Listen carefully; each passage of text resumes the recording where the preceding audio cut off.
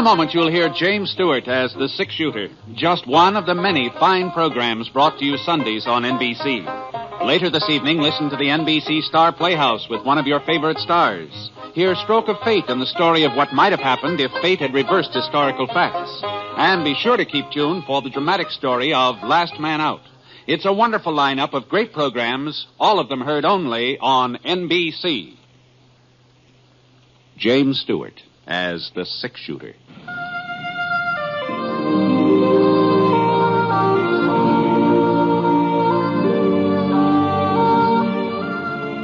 The man in the saddle is angular and long-legged. His skin is sun-dyed brown. The gun in his holster is gray steel and rainbow mother of pearl. Its handle unmarked. People call them both the six-shooter.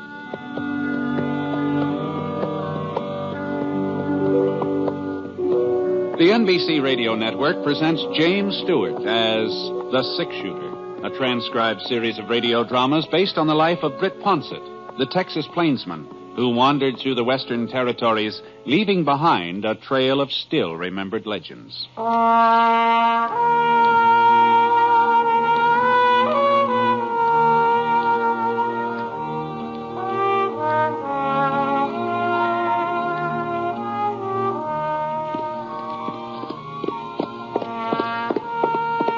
50-Yard Canyon, that's what folks called it.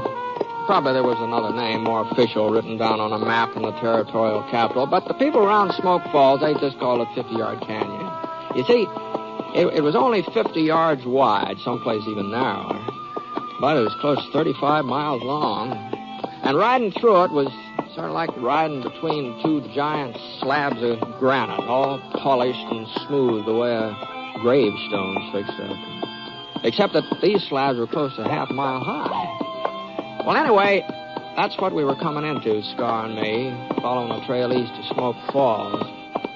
We were just getting on toward daybreak, and the sky was kind of a oatmeal gray, heavy, wet, waiting for the sun to come up to stir some life into it. We rounded a sharp bend, and Scar flared his nostrils and slowed down to a walk. What's the matter, boy? Come on. Come on.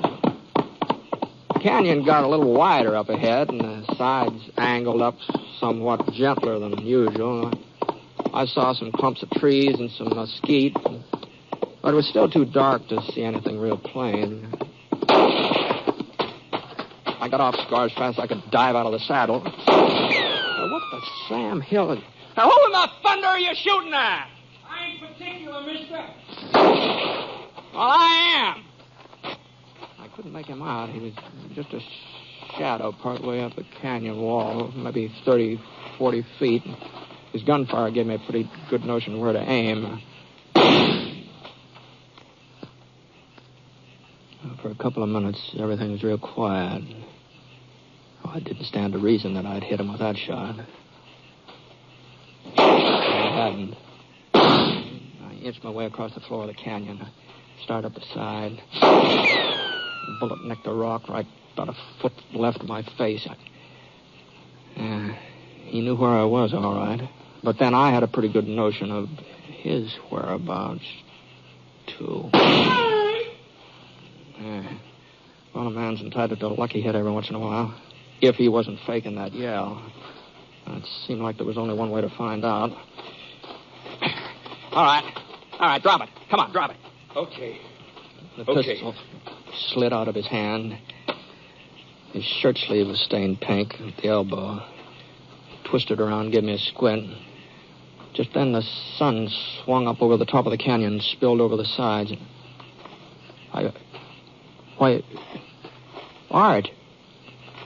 Hey, Art Hamper. Who'd you think you were? Holy mackerel, Britt. Well, I'll be doggone. You're just about the last person in the world I ever expect to bump into out here. Yeah, well, you sure were expecting to bump into something. Yeah. What's the trouble, Art? Who are you gunning for? Somebody's gunning for me. Huh? Clyde's dead, Britt. Clyde? What? He was shot yesterday morning. Shot in the back. Well, you know who did it? I know who the sheriff says did it. Me. What, he thinks you killed your own brother? Stepbrother. Clyde and me weren't real kin.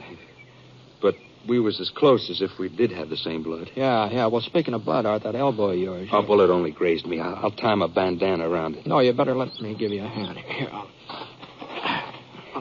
where'd the sheriff get the idea you had something to do with Clyde's being shot? Well, it's kind of a roundabout story. You see, Pa died a couple of months ago. Oh, I didn't know that. I'm sorry to hear that. Oh, sure. There. Yeah, well, that ought to take care of your arm for the time being. Thanks. Well, in his will, Pa left things equal, half to me and half to Clyde. Uh-huh. Folks got the idea that him being my father and not Clyde's, well, they thought I was kind of put out by Clyde's getting the same as me. But you weren't. Oh, of course not, Britt. I didn't have no complaint. Clyde was as close to Pa as I ever was. He was entitled to just as much. Uh-huh. Well, how did Clyde happen to get shot, Art? That's what I don't know. I just don't. I'd give anything in the world if I did. Well, you said yesterday... Well, in the morning, about 7 o'clock, I was in the barn hitching up the buckboard. I heard somebody at the pump outside. I figured it was Clyde drawing a bucket of water, and then I heard the gun go off. I started for the door, but before I could get there, Clyde stumbled into the barn. He was holding on to his belly, and he fell forward into my arms. That's where he died, Britt. In my arms. He didn't say anything? Oh, he tried to talk, but the words just wouldn't come out. He tried to tell me who shot him, but just couldn't. I'll find out, though, Britt. Someday I'll find out and I'll get even. I'll take it easy, Art. Instead of blaming me, why ain't Sheriff Vale looking for the guilty man? Why ain't he going after the real killer? Well, you're sure the sheriff does blame you? Well, he arrested me yesterday afternoon. Oh, I see. Tried to take me into town, but I gave him the slip. Rode up into the canyon here. Oh, well, now, you shouldn't have done that, Art. If you're innocent, you'll get a chance to prove it. Running away, that just makes you look guilty. How could I prove anything dangling from the branch of a tree? What are you talking about? They was going to lynch me.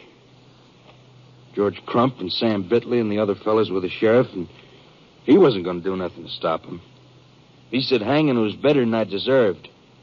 You don't know Sheriff Elbridge. No, you must be new to Smoke Fall. Well, you don't believe in wasting time with trials and juries. I wouldn't be the first man Vale's let the boys take care of. I see. That's why I had to get away.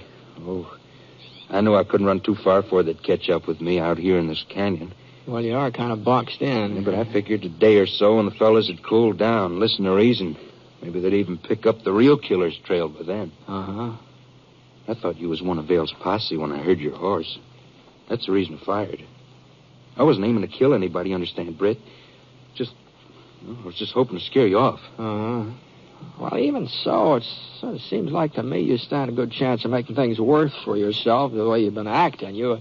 I'm not saying that a man has to sit tight and let himself get lynched, but it just... What do you think I ought to do, Britt? Well, I don't know. I'm riding into Smoke Falls. We could ride along together. If you give yourself up, that ought to be something in your favor. Well, yeah, I guess you're right. My horse is starting to go lame. I couldn't go much further anyhow, but tell you the truth, Britt, I'm scared. You scared? Well, they had a rope. George Crump was carrying it when the sheriff arrested me. And the way the fellas looked, their eyes half closed and their faces red, sort of like they had a fever. I ain't never been a coward, Britt, but I was scared. Well, like you said, they'd probably cool off by now. Well, if there was some way I could just be sure. Britt, maybe if you was to talk to him first. Talk to him? Well, before I give myself up. They must be following me. You're bound to run into them on your way into town. Well, I suppose so. Oh, they'd listen to you. They respect you, and they'd have to listen. Even Sheriff Vale must have heard about the six-shooter. You could tell him that I never had nothing against Clyde. You knew he was always friendly, even when we was kids. Sure. Well, if you'd make the sheriff understand and the boys with him, well, then I'd feel better about going back into town. Britt, you ride on ahead. They can't be more than an hour or so away. Tell them I'll give myself up. Tell them to wait for me at Squirrel Rock. You know where that is, don't you? Yeah, I guess so. Well, tell them I'll meet them there at noon. I don't know, Art. You don't think I'd run out on you, Britt? You don't think I'd do a thing like that? No, but Well, all right, then. Squirrel Rock at noon. That'll give my pony time to rest up. Well, afterwards, after I'm all straightened out with the sheriff, Well, we'll find out who killed Clyde. You'll help me find out, won't you? I'll help if I can, all right? Thanks, Britt. There's just one thing, though. Yeah? Now, suppose I don't meet up with the posse. Well, you couldn't very well miss them here in the canyon. No, maybe they've turned around. Maybe they've gone back. Well, in any case, I'll be at Squirrel Rock at noon. If the posse ain't there, you wait for me just the same. I'll go into Smoke Falls with you. All right. I guess you know what you're doing. All right. I'll be seeing you.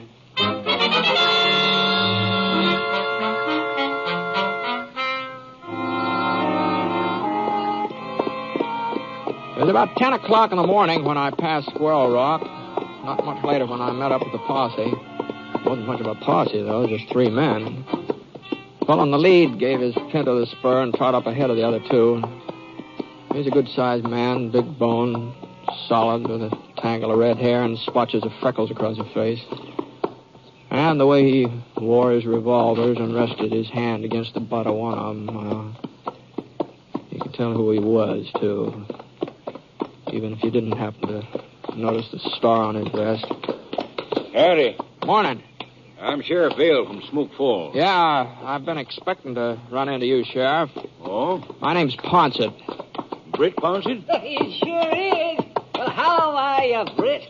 What are you doing around here? Oh, I'm just passing through, George. Hey, Sheriff, ain't you never met up with the 6-shooter? No, can't say as I have. Heard about him, though. And this here's Sam Bitley, Britt. Oh, yeah. Howdy. You said something about expecting us, Ponset. Yeah. Art Hemper thought you'd be heading up this canyon. Hemper? What were you? You mean you ran into Art, Britt? Early this morning. Oh, doggone it. That's who we're looking for. Yeah, he told me. Well, did he tell you why? Sure. Yeah, his brother was killed yesterday. You want him for murder. And you knew all that? You just let him go scot-free? Oh, what'd you expect me to do? You could have brought him in, saved us the trouble. Yeah. I'm not a part of your posse, Sheriff. Besides, Art willing to give himself up. Give himself up? He says he didn't have anything to do with Clyde's death. The only reason he ran off is because you were talking about lynching him. Say, Britt, are you gone loco? You didn't actually believe him, Ponset. Well, I've known Art for a good many years, Sheriff. Well, looks like we know him a little better than you do. Yeah, I saw it, Britt. The whole thing with my own eyes. I saw the murder. No, now, hold on, George. Now, you didn't see I it. tell you, I saw it. I was riding past the Hemper Ranch, and Clyde and Art were out behind the barn. They didn't notice me. They were too busy arguing and shouting. Then Clyde turned and started to walk towards the house. Well, Art pulled out his gun and shot him in the back. Clyde didn't even have a chance to draw. Well, what, is that the truth, George? As true as anything in this world. Well, I swung around, and I headed into town to get the sheriff. And that's when Art spotted me. He got off a couple of shots, but I was out of range. The story he told me is entirely different. Well, that shouldn't surprise you too much, Ponset. No, I guess not. What happened when you arrested him, Sheriff? Well, we didn't arrest him. No, we didn't. Why do you think we're out here looking for him? I see. But he took off before I could bring the sheriff back. We picked up his trail and followed him into the canyon here. And as for anybody trying to lynch him, well, there'll be no lynch law in Smoke Falls while I'm sheriff. Well, that's good, Sheriff. Yes, sir. And besides, ain't no need in his case. Any jury in the territory will convict him on the evidence. Why, of course. Yeah, well, it sure sounds that way, doesn't it? Well, doggone, I just don't know what to say, Sheriff. Well, you weren't to blame for believing Art. You were a friend of his. Before he changed. You went around to see how mean he's got the last few months. Always picking on Clyde and making life miserable for him. As if it was Clyde's fault the old man left him everything. Everything? Well, sure. Ranch, cattle, the whole shebang. The whole shebang. Yes, sir. I guess Jake Hemper knew Art wasn't any good underneath. Guess that's why he picked Clyde to inherit, even though he wasn't a blood relative. Well, you got to admit, there's one thing Art's good at. Huh? Lying. The way he fooled Britt Ponset, he must be a pretty convincing liar. Well, you'll have to give him that much. Won't you, Britt? Yeah, I'll give him that much.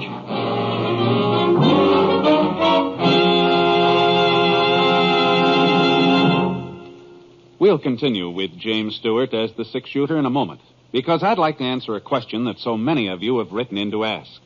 It's about our theme music on the show, and believe me, we like it too. It's called Highland Lament. But I'm sorry to say there's no way for you to obtain it to play in your own home. You see, all of our music has been recorded for broadcast only, and it simply isn't available in any form at your music store. But thanks for writing anyway. Your good letters are tremendously appreciated by all of us. Incidentally, while Jimmy Stewart is kept pretty busy with the six-shooter and his motion picture work, one of his happiest activities is keeping up with his twin daughters, Judy and Kelly, at home. There's a nice picture story of the Stewarts and their twins in the current issue of McCall's Magazine.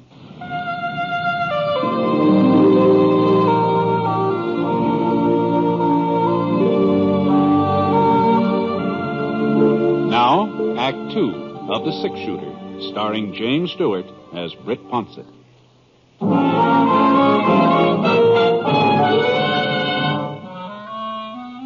Well, there wasn't anything else I could do but just tell Sheriff Vale the whole cock and bull story just the way Art had given it to me. I felt like crawling in a prairie dog hole. Oh, not just because Art had made a fool of me. It was more than that. We'd been pretty good friends once, all three of us. Art, Clyde, and me.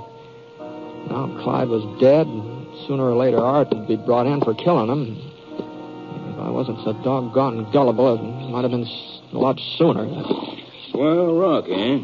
It's only 3 or 4 miles. You must have come by it. Yeah, that's where he said he'd give himself up. Oh, is that so? Well, if he told you to wait for him there, you can be darn sure it's the last place he'll be. He's probably still up at the end of the canyon, trying to find the pass you come through. Yeah, I guess so. Yeah, sure. Well, we better ride on ahead. You want to come with us, Ponset? No, I think I'll head back for town. Well, suit yourself. I left a couple of the boys along the way in case Hemper gives us a slip and starts backtracking. You might tell him to keep the eyes open, that we haven't caught him yet. Yeah. All right, Sheriff. Okay, George. Sam, come on, let's go. Come on, boy.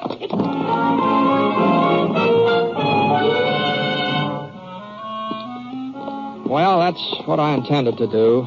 Just head straight for Smoke Falls, but somehow I found myself turning around.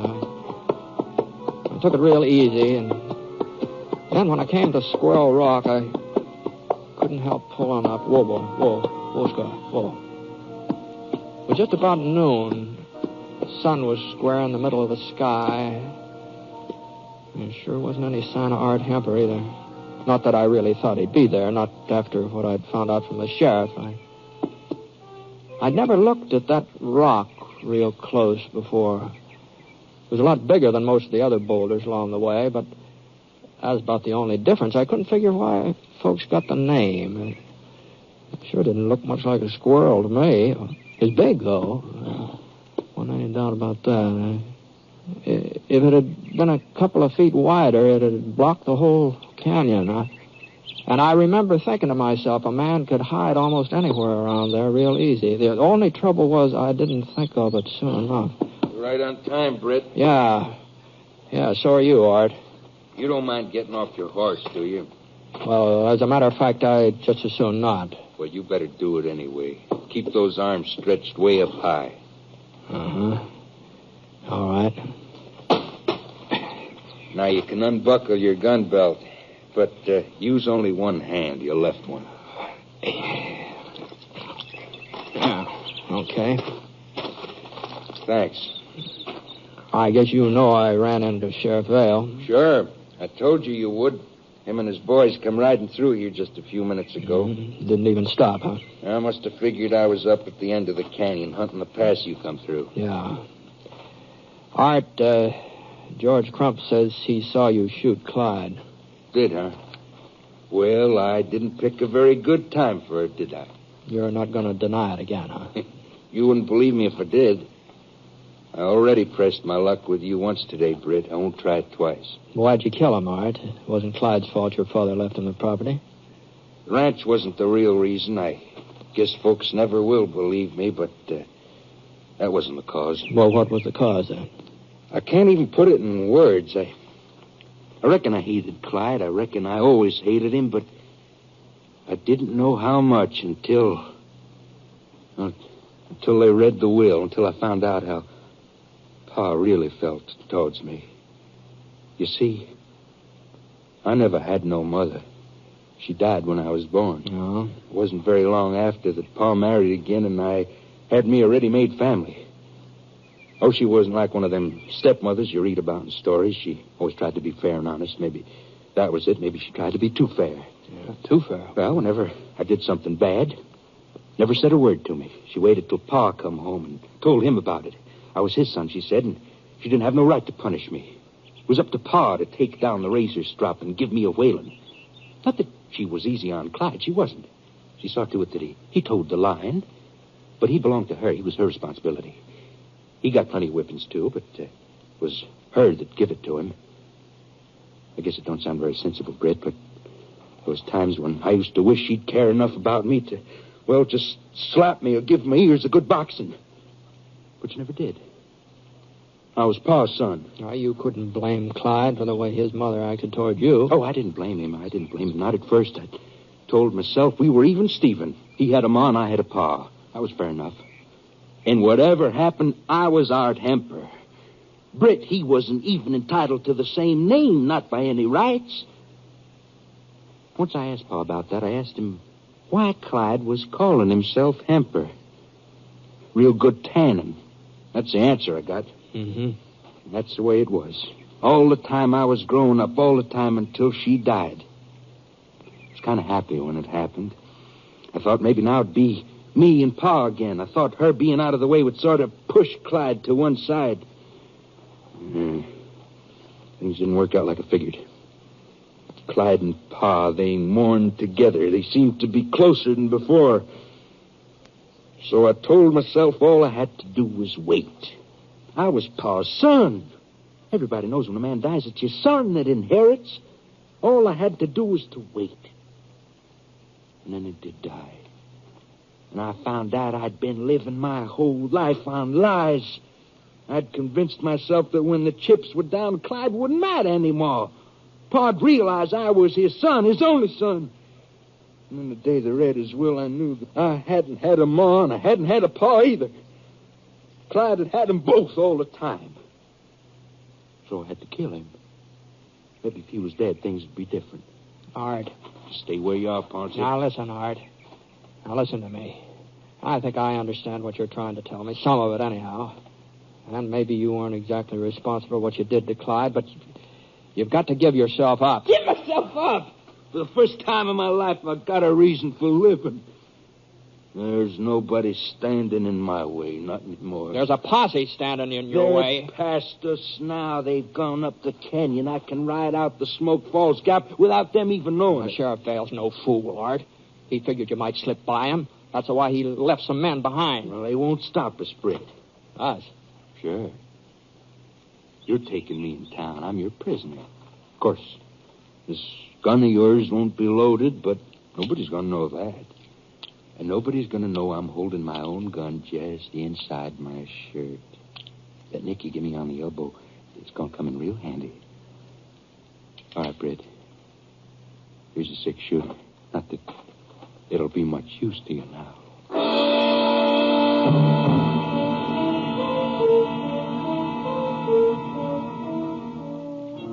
Art brought his pony up from behind the rock, and we started down the trail.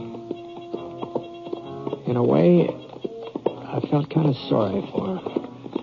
But that didn't justify what he'd done. It didn't justify him getting loose and killing somebody else, maybe. We were getting close to the mouth of the canyon now, and the trail kind of straightened out. I figured we ought to meet up with one of the sheriff's boys somewhere along about here. Be their last chance of stopping Art before we hit the flat country. I guess Art was figuring the same thing. Hold your gun on me, Britt, like you were serious. All right. Don't try anything fancy. We rode out for about 5 minutes more, and then I spotted him. A fellow leaning against the side of the canyon with a carbine across his arm. He must have been dozing, but when he heard us, he came awake fast, and the carbine swung around ready for business. All right, hold up there. So you got him, huh?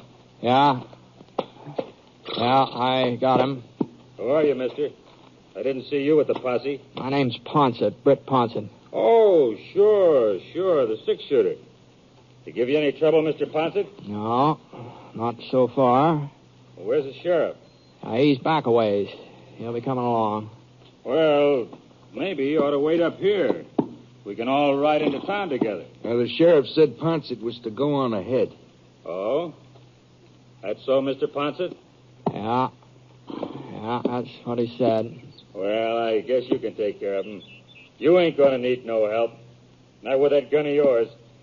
I hear it's about the fastest shooting 6-gun ever been turned out. Say, maybe you would like to take a look at it. Wait a minute. Here, catch. Are you crazy, Mr. Ponset, throwing your gun around like that? Why, if I wasn't covering Art there... But you are covering him. Huh? Britt, I told you. Look out, I was Ponset! already diving for the ground. Art fired through his shirt. The bullet slid across the back of Scar's neck.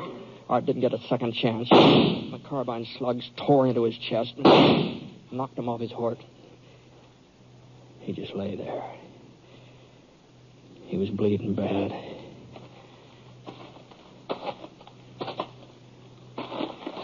Britt. Yeah? There's something I got to tell you. All right, go ahead. Sorry I lied to you this morning. A man shouldn't lie. That's what my pa always said. And you were my best friend.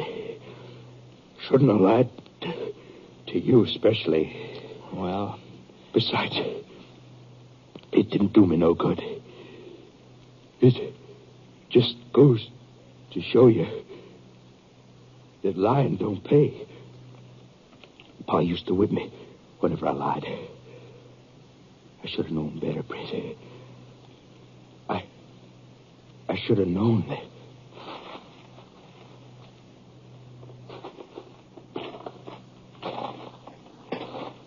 Well, if that don't take the cake. What? Not more than a minute ago, he tried to shoot you down. But now all he said was he was sorry he lied to you. What happens to a man like that, Mr. Ponset? I don't know.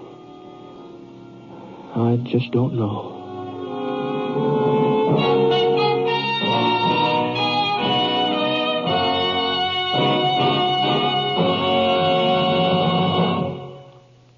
The Six-Shooter is a transcribed NBC radio network production in association with Review Productions. It is based on a character created by Frank Burt, and it's written by him. Mr. Stewart may soon be seen in the Universal International picture, The Glenn Miller Story. Others in the cast were Shepard Mencken, Bill Johnstone, Frank Gerstle, and Howard McNear. Special music for this program was by Basil Adlam, and the entire production is under the direction of Jack Johnstone. All characters and incidents were fictitious, and any resemblance to actual characters or incidents is purely coincidental. This is Hal Gibney speaking. This is the NBC Radio Network.